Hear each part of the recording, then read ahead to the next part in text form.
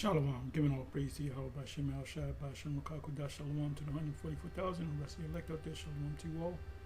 I'm going to title this video, where am I going to go with this? So let's see what direction I go in. This is, what I'm going to do is set this up. Let me slow it down. This is fair use, fair use, fair use. Just going to play this statement that Professor Zhang, whatever however you say his name, which is becoming quite popular. He was the one that mentioned the microchip that these immigrants, illegal aliens, whatever you want to call them, that they put them in detention centers. First of all, you're supposed to deport them, not put them in a detention center. I strongly believe that they're putting them in detention centers to not put them back in the, send them back to their country, deport them, but to have them to be slaves. Because in order for you to work, if you're born outside of the so-called U.S., you're born in a South American country, you snuck up in here, you're in here illegally, you can now be made legal by the chip. And this is what he mentioned in one of the videos that I featured in the video that I did some weeks ago. But anyway, I'm going to let this play. And I'll see. This scripture is coming to my mind. Revelation 8 came to mind. Hopefully some other scriptures come to mind. Prophetic scriptures, we in the prophecies, and we go through it over and over again. Revelation chapter 18 is in my mind. Which is one of my favorite, very simple, easy. Once Revelation is broken down to you, you pretty much, you don't have to take notes, you pretty much memorize it. It's very easy, but it's one of my favorites. But that's just in my mind right now. There's other scriptures kind of floating in my head. Prophetic script, Joel 2, Joel 3, Habakkuk 2, Habakkuk 1, Jeremiah 50, Jeremiah 51, Jeremiah 49, 2nd Ezra 15, which we're going to get into most, Yahweh Bashem Yahushua Ratazah later today. And then we want to go into the time of Jacob's trouble, 2nd Ezra chapter 16. Isaiah 4 verse 1. I've been thinking about that because we're going to get them women. We're going to get them women, man. And that's the main thing we're going to get in the kingdom. We're going to have multiple women that are all 12 years old, that we're going to get them, that are all virgins. Can you imagine that? Every woman that you get for the next 6 months is different women, and they're all virgins, and they're all 12 years old. Can you imagine that, man? We're going to be truly, truly, truly living. And that's just a part of it, man. That's just a part of it. Anyway, let me just go ahead and let this play. And let's see where the Spirit takes me. Let's see if I go into one of the prophetic books. And I would like to, I may even go back to Daniel 7. Daniel 2 I've been going through. Daniel 7. Give me a second. That's Sakaran, Apostle Bishop Sakaran. Hold up.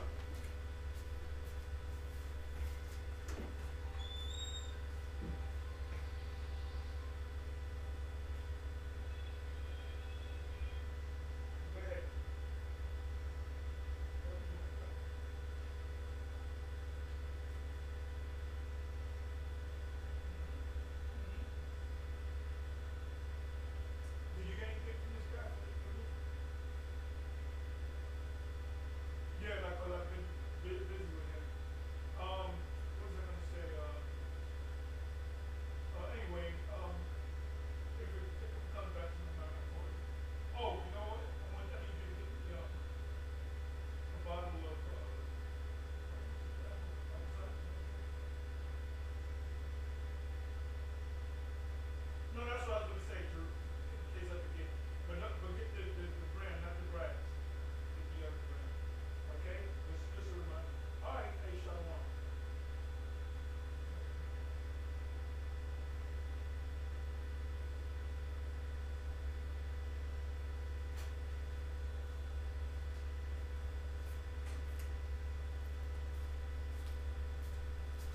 bear with me again. I'm just going to let this play. Start with what the world actually looks like right now. This is not a normal moment in history. Active military conflicts are running simultaneously in Ukraine, Sudan, Myanmar, the Sahel region of Africa, and the Middle East. The Bulletin of Atomic Scientists, the group that invented the doomsday clock during the Cold War, moved that clock to 89 seconds to midnight in January of 2026. Here's what that number means. During the Cuban Missile Crisis, the closest America ever came to nuclear war, the clock sat at 7 minutes to midnight. Right now, we're closer to catastrophe than at any point during the most dangerous standoff of the entire Cold War. That's not a metaphor, it's a measurement. World military spending reached $2.718 trillion in 2024, a 9.4% jump in a single year, the steepest increase since the Cold War ended. The world's 15 largest military spenders all raised their budgets at the same time, every single one of them. They're putting their money into military. Joel, the other nations are doing that too, because they're figuring when are they going to be next? When is the U.S. going to invade them? And that's what the U.S. is doing. This man, Nero, he's talking about, okay, Cuba is next. Did he mention another country? He said we got to tackle Iran, then Cuba's next. And like I said in one of my last videos, which I did last night, I did a thing and I showed the world map and I showed you where the Straits of Hormuz is located, which is the part of the Persian Gulf. Okay? Wide waterway, but it kind of bottlenecks. Get the oil from here, Persian Gulf. You used to have a company called Gulf Oil because it came from the Gulf, Persian Gulf. They would come here, U.S. ships, they'd get their oil, and they would go back, and it would lead them to around the Horn of Africa to the Atlantic. I believe that's the route. It makes sense. It makes sense.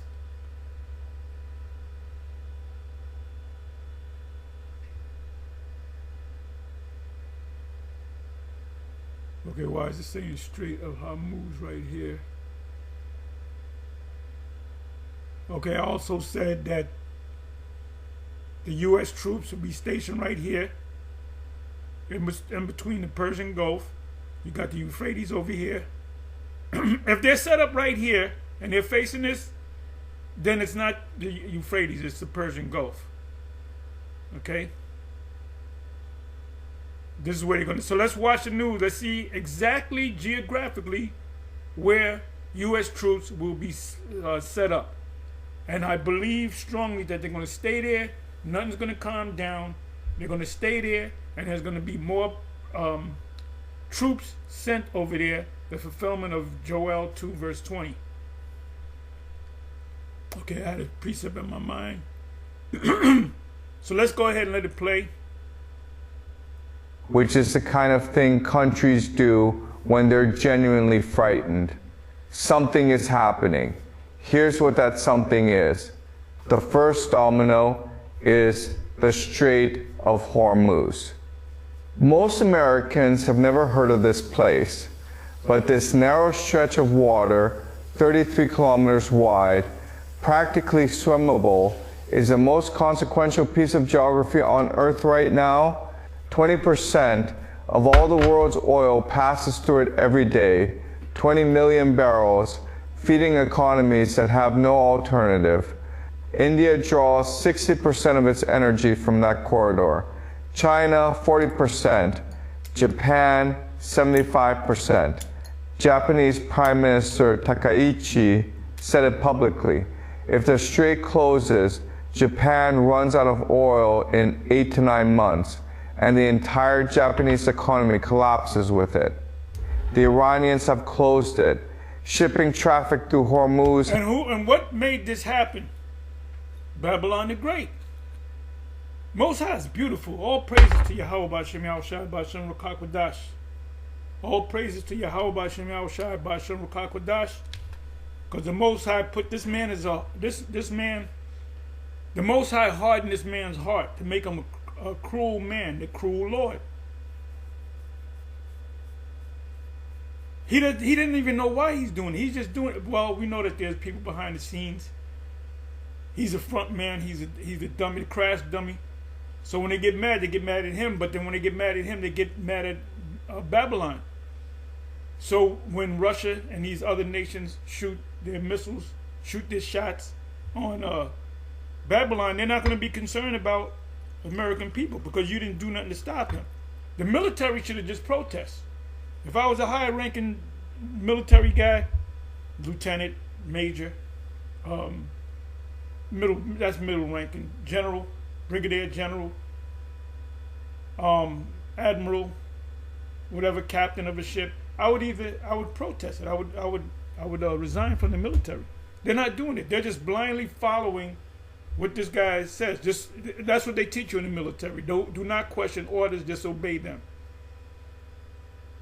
So this beautiful because Yahweh B'Hashem Yahushua B'Hashem Rukakwadash put the spirit on this man like he put on the spirit of that Pharaoh. Pharaoh's heart began to show fear, and the Most High said he hardened his heart because Pharaoh's heart was getting weak. He wanted to let the Israelites go. The Most High said, "Nope, I'm not ready for them for you to let them go. So I'm going to harden your heart." So the reason why this man, I'm saying this again, I'm sounding like a broken record. The reason why Nero is doing what he's doing, he doesn't even know what the hell he's doing. The elite that pull the strings don't even know what the hell they're doing. They really think they're going to and they know everything that we teach, they know. They knew it before we knew it. Like I said in previous videos, they know that we're the Israelites. They know that they're the Edomites. They know that, and they're talking about, oh, we're gonna usher in, we're gonna force the Messiah to come back. Well, you got to look at the other prophecies. What about Ezekiel 38, which we've been talking about? If it tarry, wait for it. Shall not tarry, it shall surely come. It's here. It's here. It's here.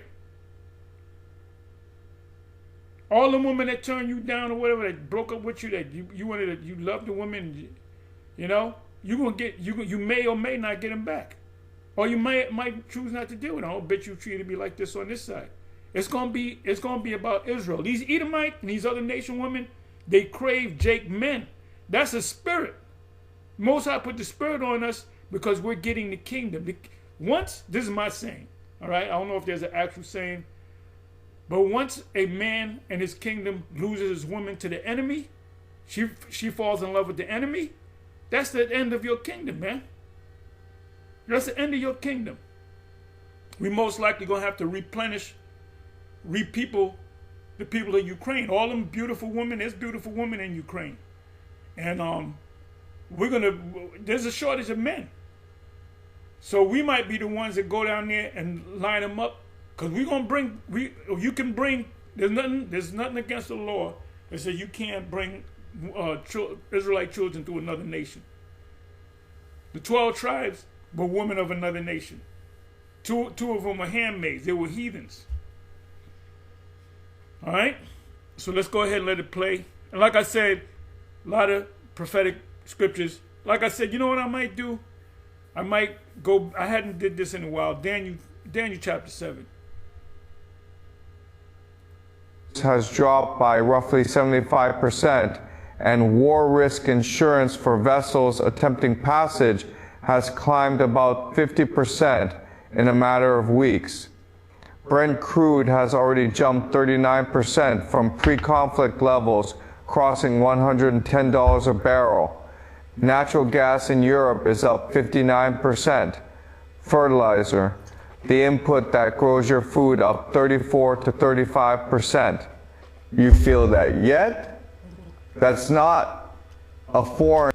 I'm paying $5 a gallon now because I get the premium.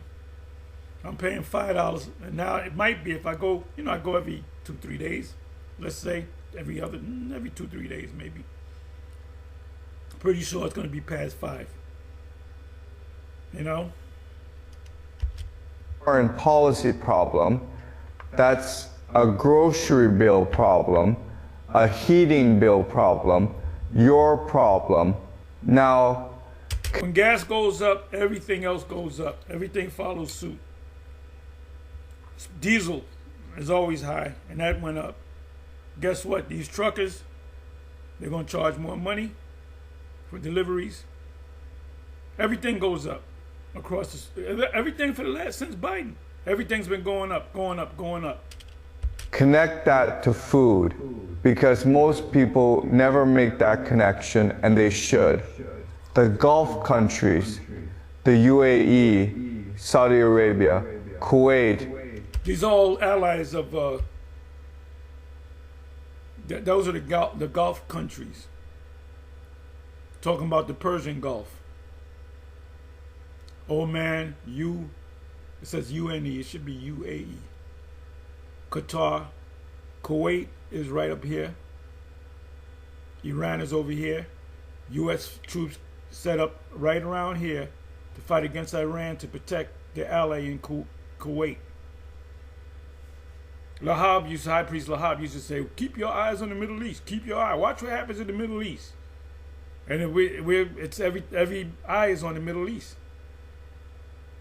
Countries, the UAE, Saudi Arabia, Kuwait, Qatar, Bahrain, import 80% of their food. Kuwait gets 90% of its drinking water from desalination plants. Desalination plants, let's go into that. That's when you take salt water and you convert it by a process to fresh water. They don't get fresh water like we get it.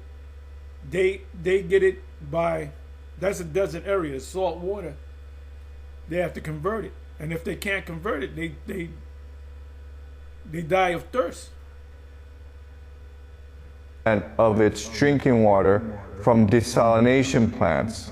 Saudi Arabia, 70%. Across the Gulf region, 400 desalination. Remember, these are all allies, U.S. interests. These are all allies of the U.S. Plants produce nearly 40% of all desalinated water on Earth, and 100 million people depend on them directly. Iran knows this, and their entire strategy in this conflict is not to defeat America head-to-head. They can't. The play is to hit infrastructure, oil fields, desalination plants, energy hubs. One drone strike knocks out a desalination plant. Iran produces roughly 500 drones a day with an estimated stockpile of 80,000, each one costing at most $50,000. The American defensive missiles. Let the weak say I'm strong. Turn your pruning hooks into spears. Let the weak say I am strong. Let's listen to this again. So we're in that time. The only prophecy that got to come to pass before all hell totally breaks loose is the MOTB. And all these camps are going to see it. All these camps are going to see it, and they're going to have to admit that GMS was 100% correct and they were right on the mark of the beast. That includes IUIC and ISUBK. Bishop Nate sees it now. He just hasn't come fully out. He's going to have to come fully out. With an estimated stockpile of 80,000, each one costing at most $50,000. The American defensive missiles used to shoot them down a pile of 80,000. The entire strategy in this conflict is not to defeat America head-to-head. They can't. The play is to hit infrastructure. That's why Russia shall be a guard unto them.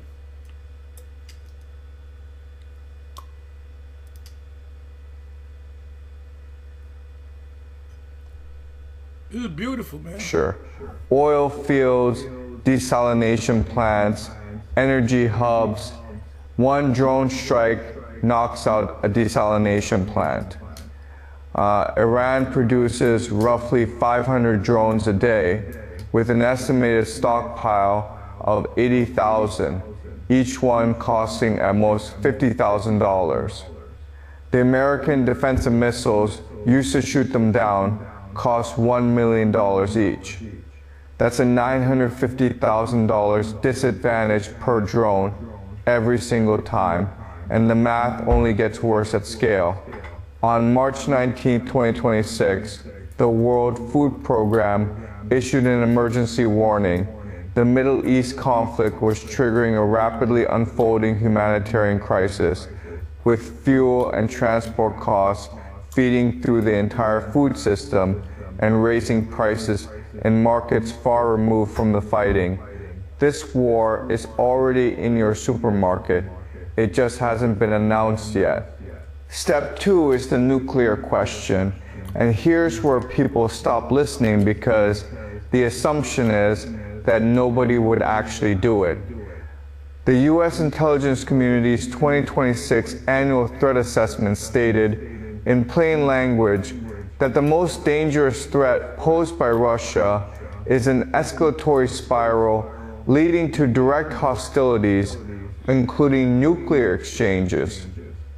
Russia operates under a military doctrine called escalate to de-escalate. The idea being that if Russia starts losing badly in a conventional fight, they detonate a tactical nuclear weapon, not to win, but to stop the war entirely, to force everyone to back down. Not crazy, cold and calculated. Oh, that's hey, talk. Let's read. Let's look at that again. There's a term that the Israelis use called the Samson option, which Bishop Nate mentioned it, and I looked into it. See, this is the thing. We'll watch Bishop Nate. He'll make a statement. Oh, I never heard. Let me look it up. He don't do that with us. But then again, he does. Let's listen to this again. That nobody would actually do it. The U.S. intelligence community's 20 supermarket. It just hasn't been announced yet. Step 2 is the feeding through the entire food system and raising 6. The World Food Program issued an emergency warning. The Middle East conflict was triggering a rapidly unfolding humanitarian crisis, with fuel and transport costs feeding through the entire food system. Feeding through the entire food system, prices go up and you have less product. So you might have the money, but you go to the supermarket, the things that you want, they don't have. And that started with the sea ragamuffin. Prior to that, you whatever you got, the shelves were full. When the sea ragamuffin came on the scene, what did you have? You had certain shelves where you had nothing there, or you had like maybe items pushed to the front. We never experienced that. We experienced that during the sea ragamuffin. So here we go again. So even if you got the money, you good. You can't get what you want to get because they don't have it. And then if you do get it, the price is going up. And you can thank one man, the Antichrist. And raising prices in markets far removed from the fighting. Now we understand 2nd Ezra chapter 15 and 2nd Ezra chapter 16, 2nd Ezra chapter 9, 2nd Ezra chapter 6, which the Apostle Ramla was going through, 2nd Ezra chapter 6. This war is already in your supermarket. It just hasn't been announced yet. Step 2 is the nuclear question. And here's where people stop. Now these women are humbling down. These women are humbling down, man. They see that there's a spirit on man not to even talk to women. Because you don't want to be called a creep. You know, to initiate a woman, you gotta conversate with the woman. If the woman don't like you for whatever, your ears are too big, your nose is too, whatever the case may be. I don't like your eyes or whatever. You have good intentions to try to get with this woman, talk to this woman, and see what happens. And she can simply say, "I'm not interested. I got a boyfriend," or whatever. But instead, she said, "This creep came up to me." So men don't even approach women no more. They rather be alone, man. So women are feeling it now. You see that game that you've been playing is catching up to you. And there is going to be a time where guys are going to just grab you. They're not going to say a fucking thing. They're going to grab you up and pull up in a damn van and put a black bag over your head and throw you in the fucking thing and take you home. And back in the ancient world, that was the best time. You had harems, right? Look up the word harems. What you had was men that had women slaves. They were sex slaves, and you had eunuchs, men who had no rods and no three-piece set, and they didn't get no desire. When you don't have a three-piece set, you don't have no desire. Your desire comes from the brain, the libido, down into the testicles, up into the rod, what makes the rod hard. The blood shoots into the rod, and you got the whole pelvic floor. The pelvic region, where there's certain exercise to keep it up, because that when you're young you can do it, and when you get old it doesn't work. That's why you got to do certain exercise, eat certain, change your diet in a certain way. So anyway, so that's what it's coming down to. It's coming down to I ain't even gonna talk to no woman because she might call me a creep, you know. And women are the ultimate game players. That's why you got to learn the game, and you got to beat them at their own game. And so men are choosing to opt out of the game. They don't want to play the game no more. I'm not going to talk to a woman. Women look at me a certain way, I'm going to act like, what the fuck are you looking at? 2, they're just going to start grabbing you. They're just going to start grabbing you up. The police ain't going to protect you because they're protecting their wives and their children. And that's a part of a barter system. Women in the ancient world were part of a barter system. They were what do you call it? They were products. And go back to the Arab world. The Arab world, they mastered the barter system. Part of the barter was they sold men into slavery and they sold women into slavery. There were some men that all they got into was beautiful women. That's all they sold. And in slavery in America, you had two Edomite brothers. Their business was fancy girls, which was beautiful Israelite women that came off of the ship from Africa, and they would separate the beautiful women and they would just sell them. That's all they did. They would put them on auction blocks, beautiful Israelite women for Edomite men. And these guys were Christians at the same time. Esau doesn't like the word slavery and captivity. But Tucker Carlson, but why am I going into slavery? Because you put us into slavery. And part of slavery is concubinism. Part of slavery is having women of the other nations and they're just going to be property. So this is beautiful. This is a great, this is a very exciting time that we're living in. We're counting down to the months. Like I said, I'm going to get into Daniel 7. I'm not going to read the whole chapter. I may have a Blue Letter read it off, then go back, break it down, whatever. We went through all these scriptures. Like I said, if you don't understand the breakdown, well, Tahar never taught me the full breakdown. He taught me certain. Say, look, brother, you never went to the whole breakdown. Could you do a whole breakdown? Or could you break down verses 10, 11, 12? I forgot that. Or whatever. And then when you learn this, you got to go ahead and teach it. Let's go. Stop listening because the assumption is that nobody would actually do it. The U.S. intelligence community's 2026 annual threat assessment stated in plain language that the most dangerous threat posed by Russia is an escalatory spiral leading to direct hostilities, including nuclear exchanges. Russia operates and that's all throughout the prophetic scriptures. There's Isaiah 34, the mushroom cloud, rush coming from Russia. Revelation chapter 6 also speaks about the mushroom cloud, heaven being rolled together as a scroll. The Revelation 9 verse 16, I believe is the 16th verse, the 200,000 represent missiles, not angels. ISUPK says it's not talking about angels. These prophetic people say, oh, that's talking about the Chinese army. There's more Indians than Chinese. Among the Indians, Pakistanis, and the different groups of so-called Indians, as we call it in the East, they represent over 1 billion. I think 1.3 billion or something like that. The Chinese are right at 1 billion, maybe 1.1. So they surpass the Chinese. Chinese possess missiles, they're going to shoot those missiles too. Please forgive me for sounding like a broken record. But we out of here, man. All praises to Yahweh B'Shem Yahushai B'Shem Rakakwadash. We got a mindset for 2000. It didn't come. Guess what?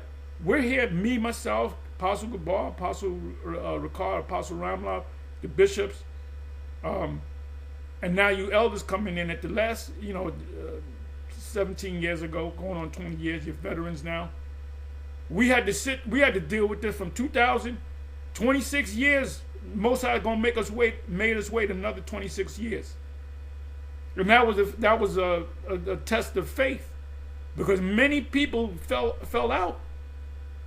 Before, when the year 2000 came, 95, 96, the split came, then the year 2000 came, a lot of people left. When 2000 didn't come, so what was that? That was a test right there. That was a stumbling block.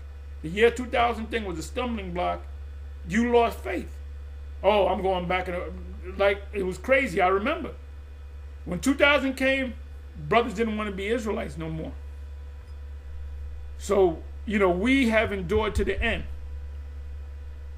And we're famous now. People, I don't get on the train no more. I hate the New York City trains, but when I was on YouTube, I used to get on I always ran into somebody, hey, you the brother, Tahar, you the brother on YouTube. And you don't know if the dude's a friend or a foe. This is when we first got on YouTube, and wasn't all that popular. I used to preach. I go to certain places to buy shit. Yo, Tahar, yo. Like, who the fuck is this nigga? I'm pretty sure you men and the other GMS camps, you go to the supermarket, you get on the bus, or you walk down the street and somebody, you the brother that be on YouTube. So people are watching. Under a military doctrine called escalate to de-escalate. The idea being that if Russia... Escalate to de-escalate. Let's go ahead and look that up.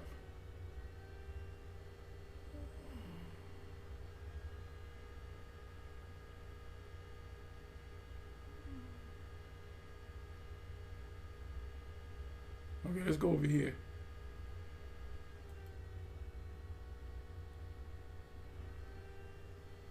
Bear with me for a minute, y'all.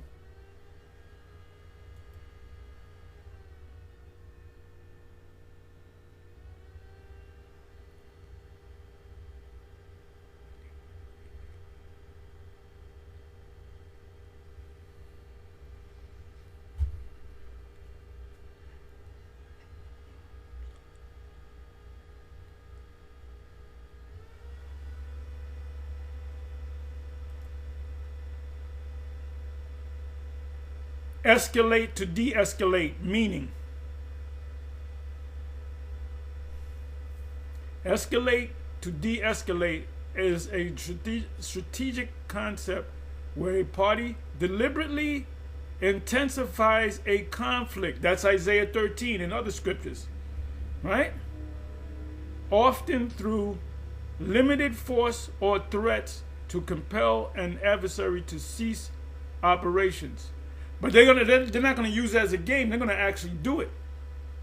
They're not going to be concerned about women and babies, neither gold or silver. Isaiah 13, merely paraphrasing. Thereby ending the conflict on the aggressor's terms. So Russia's going to say, we're going to shoot everything on you, and we're going to utterly destroy you. Even if we get destroyed, we're going to utterly destroy you. That's what Nero's doing. He threatened that he was going to blow up these power plants in Iran. That's your escalate to de-escalate. And they're not de-escalate. They're not slowing down. It said it aims to force a de-escalation by making the conflict too costly for the other side to continue. That's called the war of attrition. Time to terminate, escalate to de-escalate war on rocks. Escalate, de-escalate with nuclear weapons. There's another term, I can't think of it. Well, there's a term, MAD, mutually assured destruction, which means if the U.S. shoots their missiles to Russia, Russia shoots their missiles, China shoots their missiles, Pakistan shoots their missiles, NATO nations shoot their missiles. That's endgame. That's endgame. And that's what's going to happen. It's going to be endgame for Babylon the Great. You people in the military, you watch all our videos, you CIA people, NSA, whatever, you watch all our videos, and like you're going to arrest us for saying, we're telling you what's going to happen. We're spiritual weathermen. So you know what's going to happen, and yet you got this madman doing what the fuck he does. It's going to lead to a complete and utter destruction of Babylon the Great.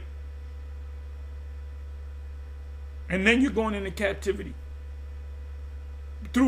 By what way if we're going to be destroyed? By your European counterparts.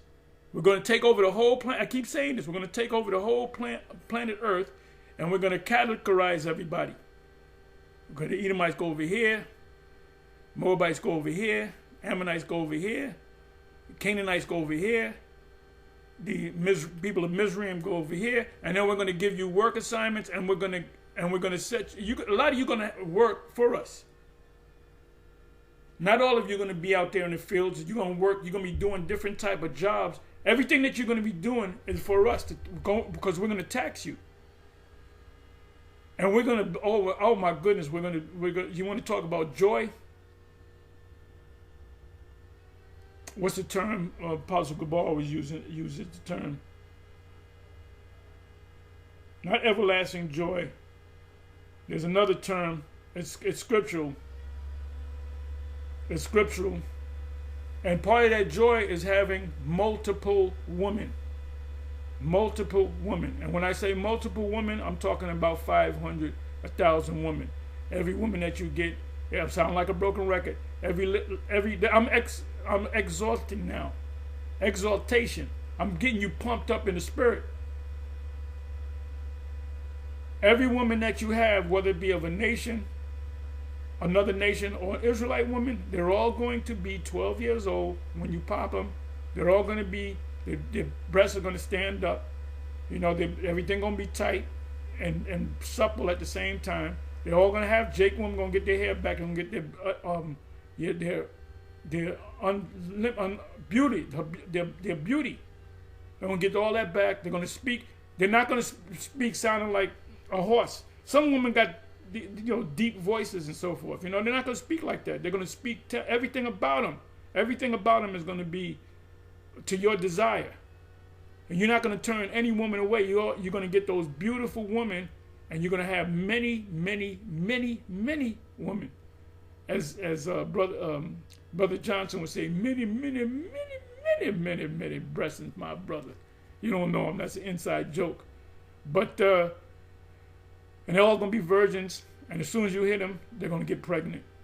So in a picture of the kingdom, I said this before,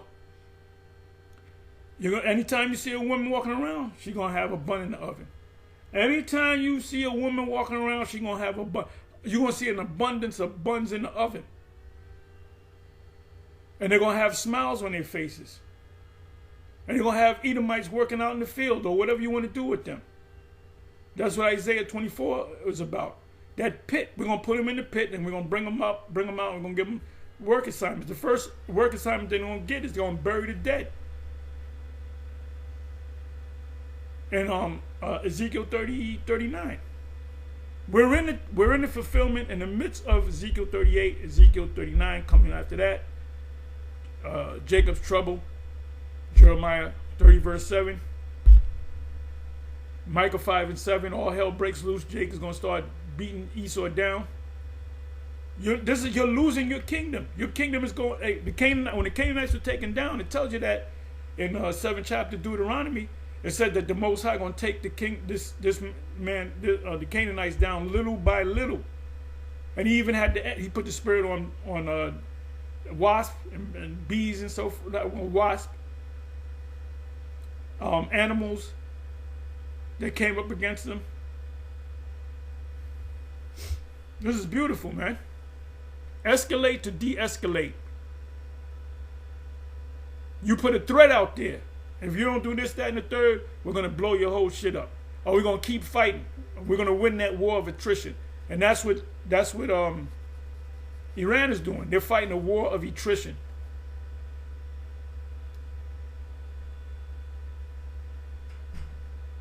So anyway, let's go back over here. Starts losing badly in a conventional fight, they detonate a tactical. That's also your Samson option. Look that up. Samson option, okay? Nuclear weapon, not to win, but to stop the war entirely, to force everyone to back down.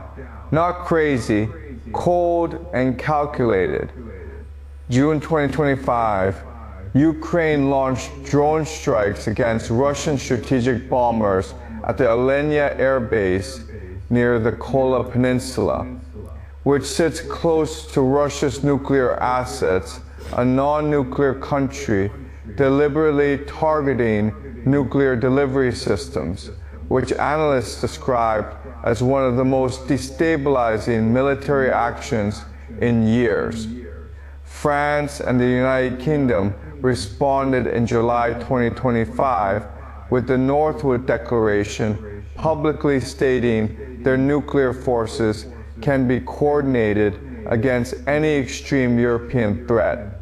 August 2025, President Trump ordered 2 nuclear submarines deployed to the region in response to Russian provocations.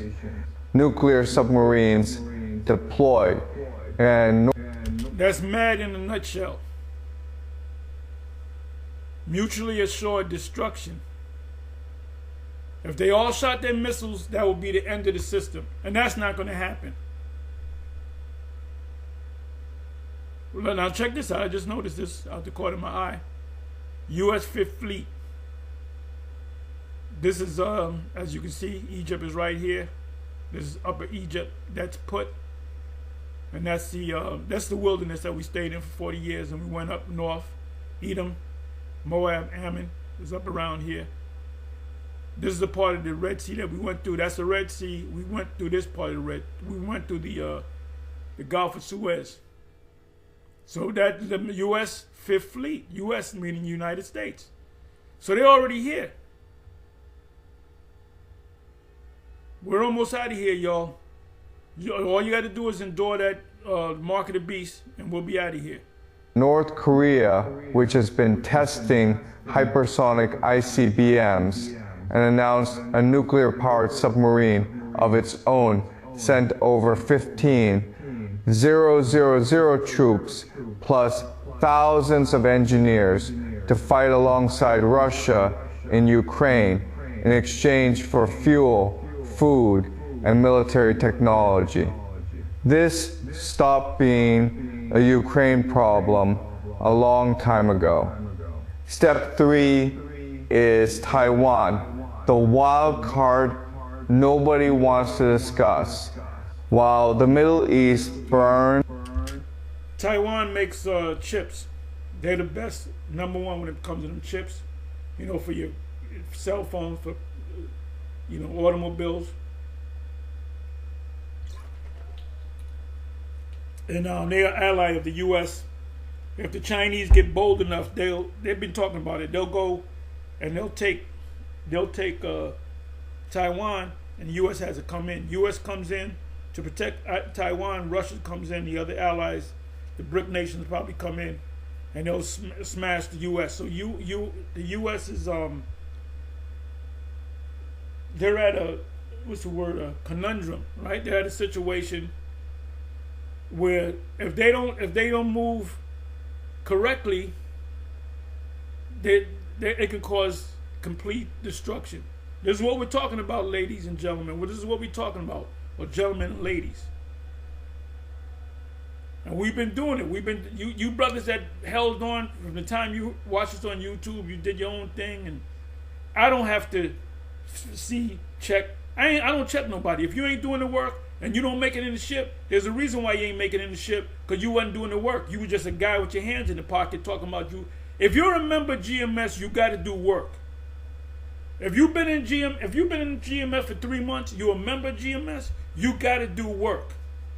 You got to be making videos constantly. You got to be out there on the highway, not just being out there on the highways and the byways. A lot of guys do this.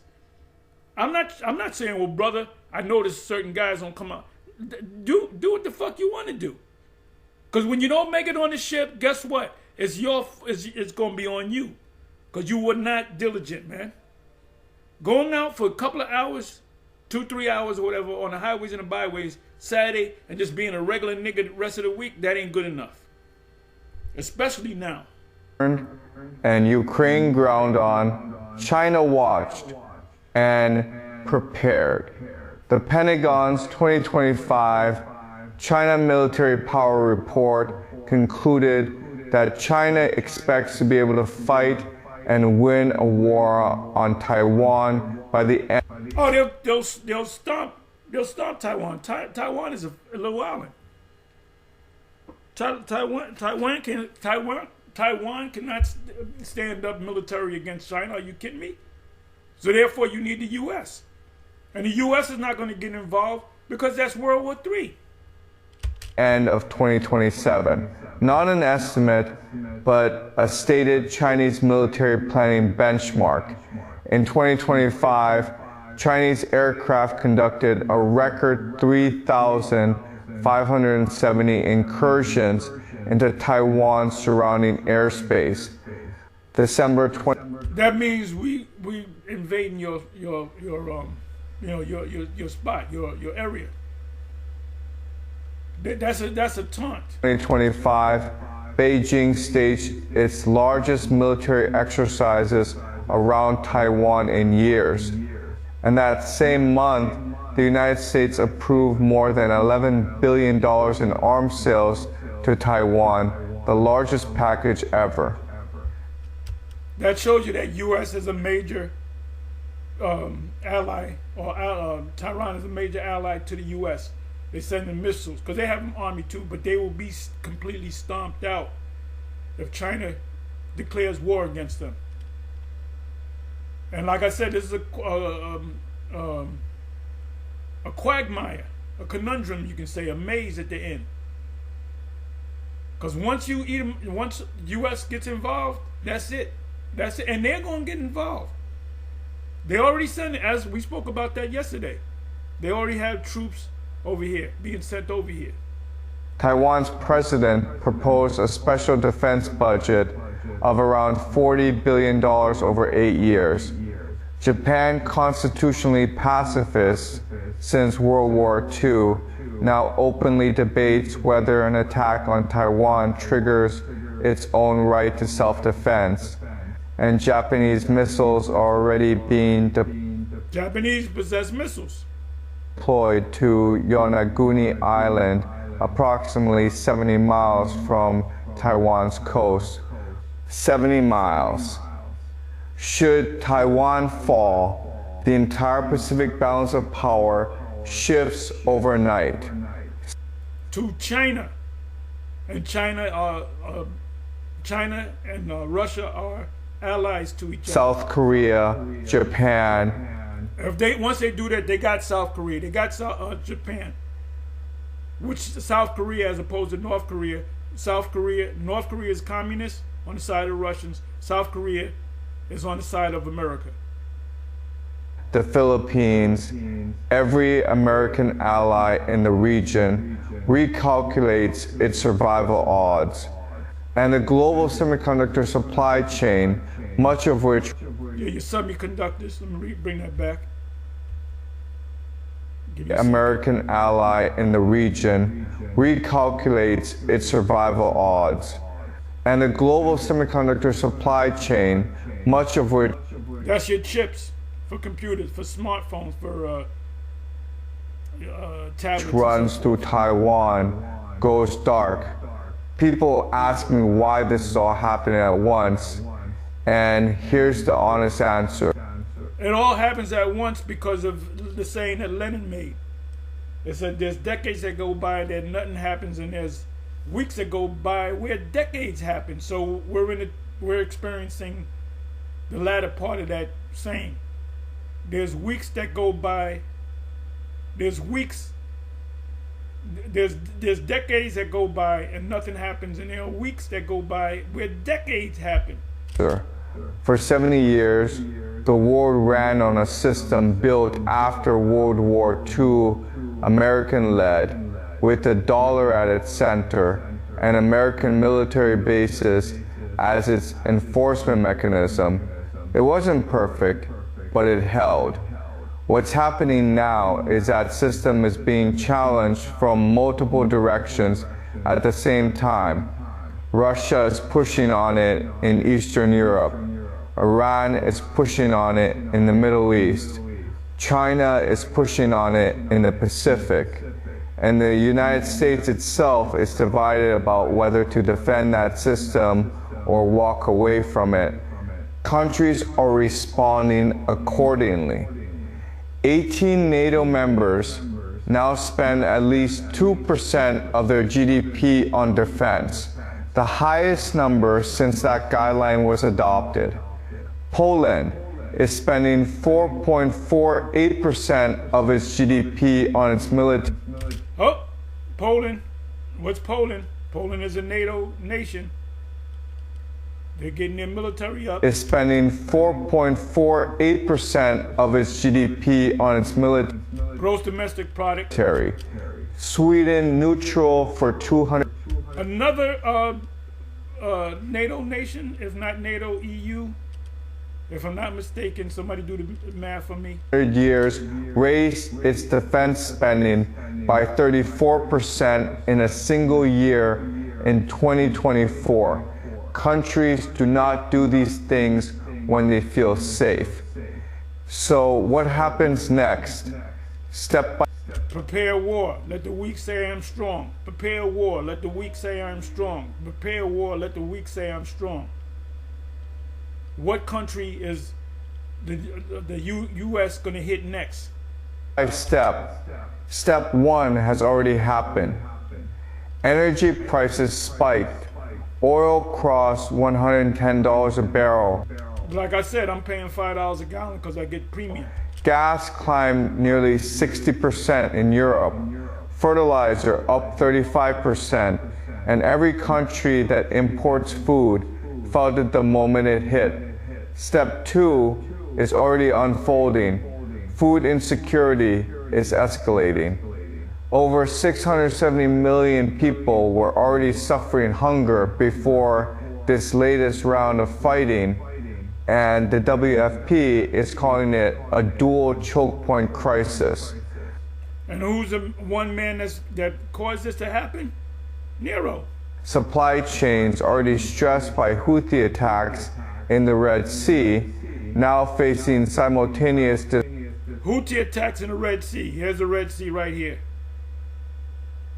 This whole region right here.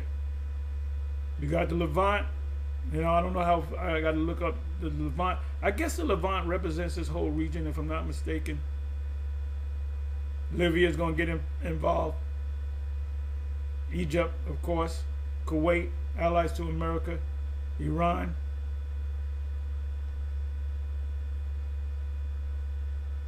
And the least of the flock shall draw them out. Jeremiah 49 and Jeremiah 50. That's the small hats. So everybody's waking up. That's why they have to lawyer up and use the anti-simp terminology. Disruption at Hormuz. Step three is regional expansion. The more the conflict widens, the more proxies get activated. The more choke points close, the greater the pressure on Japan South Korea, and India to get involved just to protect their energy supplies. That's not a political choice. That's arithmetic. Step 4 is economic contagion. Gulf states have long been large investors in American financial markets. And if those countries are destabilized, if their sovereign wealth funds are forced to liquidate assets to fund their own defense, the American stock market doesn't just dip. Step 5 is the nuclear shadow. The conditions for miscalculation have never been more dangerous, with multiple nuclear armed states in active or near active. Let's listen to that again. The conditions for miscalculation have never been more dangerous, with multiple nuclear armed states in active or near active conflict, and let the weak say I am strong. Prepare war. Let the weak say I am strong. Degraded communication between adversaries. The Doomsday Clock panel specifically noted in 2026 an almost complete absence of communication on strategic stability among nuclear adversaries. That's the most lethal ingredient of all, not intention. Accident. Here's what I want to leave you with. Wars almost never start because everyone sat down and decided they wanted one. They start because nobody watched the dominoes fall until it was too late. The diplomats, the generals, the presidents managing this, most of them don't want escalation. But the machinery of escalation runs. The NATO nations, if you've been watching the news, which you're supposed to do, Nero wanted the NATO nations to involve themselves in this takeover of Iran. They all said no. They all across the board. They said no, no. Then what did his response was, "You guys are a bunch of cowards." So when Russia ultimately attacks America, the NATO nation is not going to be involved to protect you. That NATO alliance, that NATO treaty, what is it? Article 5, that's out the window. You called them a bunch of cowards. So they truly hate you. On its own logic. Once nuclear submarines have been deployed, once negotiators have been killed, once water infrastructure. Once negotiators. Runs on its own logic. Once nuclear submarines have been deployed, once negotiators have been killed. Once negotiators have been killed. There's a story, there's a behind story where Nero's been asking for the negotiations. And behind the scenes, they are willing to negotiate, but there's something happening, have been killed. There's something, some entity that's killing this thing. Ultimately, it's the Most High. Because he's got to stir it up. Once water infrastructure has been destroyed, the off-ramps get narrower and narrower. At 89 seconds to midnight, there's not much room left for a mistake. Not fear, clarity. That's what I want you to take from this. Because the most dangerous thing a citizen can do right now is look away. And the second most dangerous is to assume the people in charge have a plan. Watch the Strait of Hormuz. Watch Taiwan. This guy doesn't have a plan.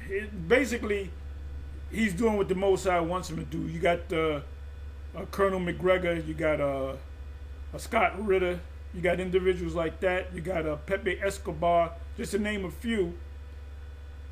You got Joe Salente. They all pretty much say the same thing, and they're trying to figure this thing out. But what they don't understand is this is a fulfillment of prophecy. But they all claim to know the scriptures. if you knew the scriptures, you people be talking about, well, this is the fulfillment of this prophetic scripture or that prophetic scripture. Excuse me. So anyway, that's that on that. This is what I want to do. I want to go to Daniel 7.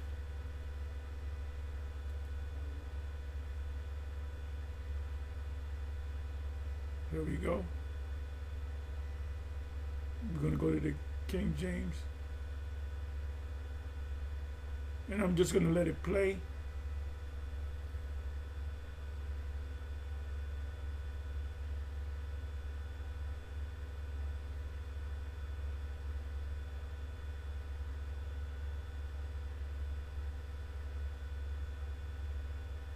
Okay, I'm going to go put it on audio.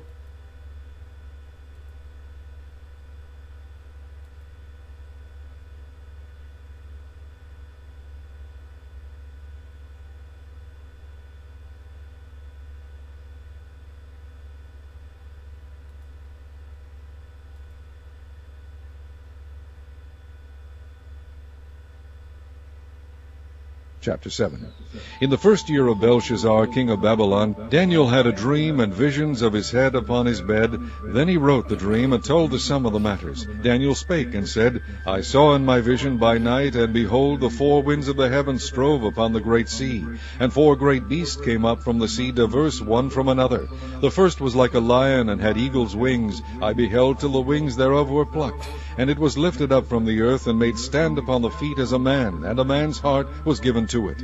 And now any Bible scholar, Christian scholar, will tell you that's the Babylonians around circa 600 BC. Behold, another beast, a second, like to a bear, and it raised up itself on one side, and it had three ribs. Medieval Persians scholars will tell you that those are the medieval Persians. In the mouth of it, between the teeth of it, and they said thus unto it, Arise, devour my... The three represents Babylon,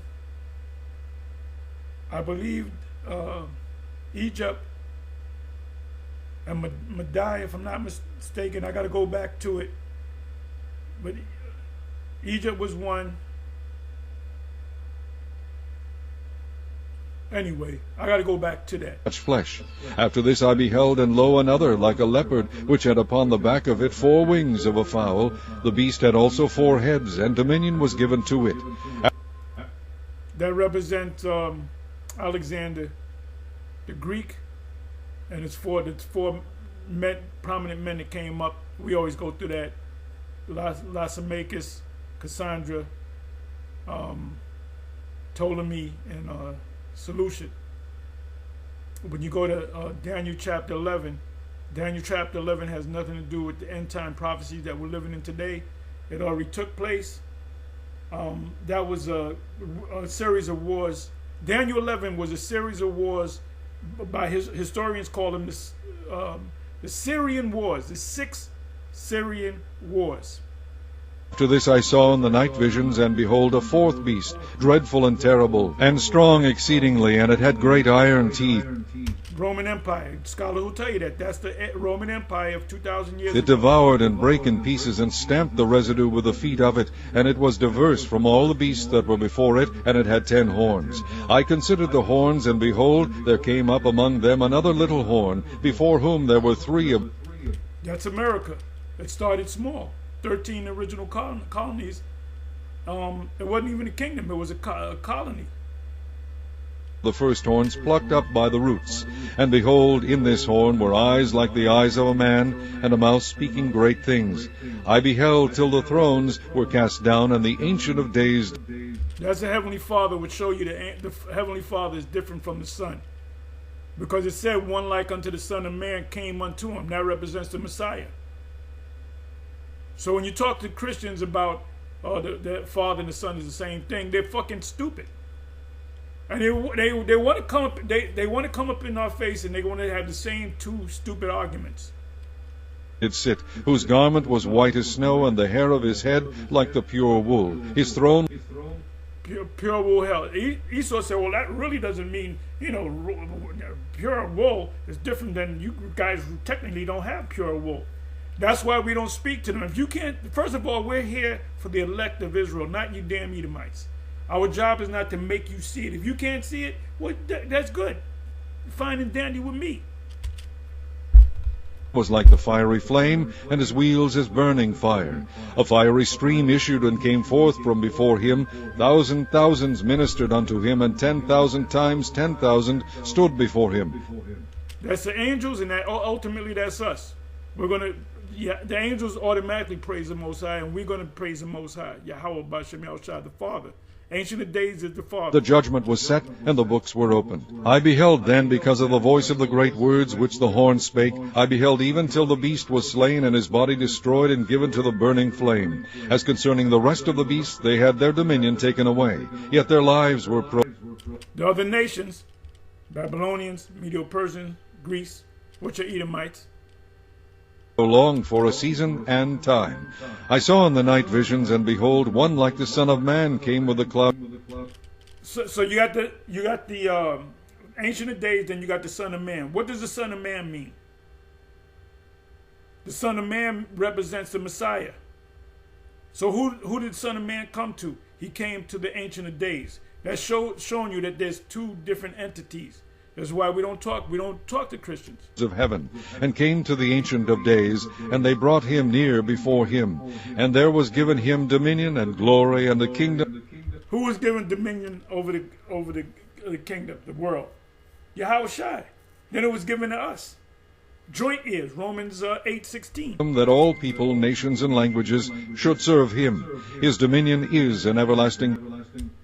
The Israelites were going to serve the Most High, and ultimately the other nations are going to serve the Most High by us, because we're going to teach them the laws. Dominion which shall not pass away, and his kingdom that which shall not be destroyed. I, Daniel, was. So when our kingdom is established, there's never going to be an adversary coming up against us.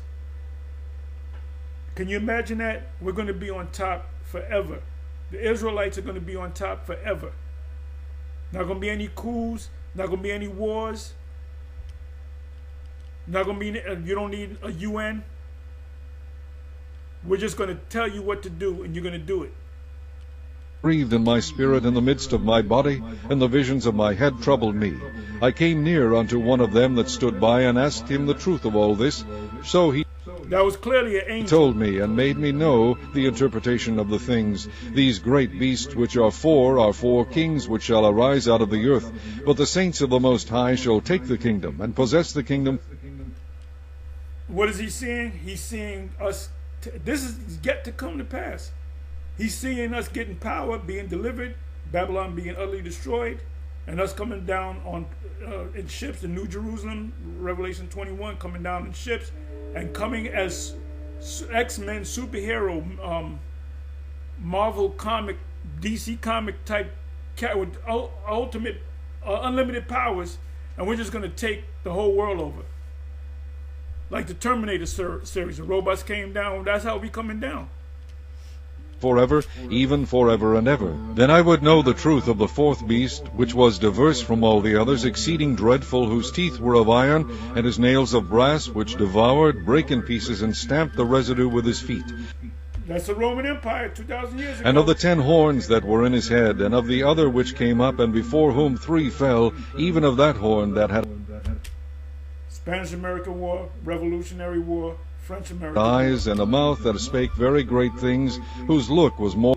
We're going to go to the moon, we're going to do this, we're going to do all these great things. A lot of things came out of America. More stout than his fellows. I beheld, and more stout than his fellows. In other words, they looked down on the other European nations like, well, J.D. Vance did that.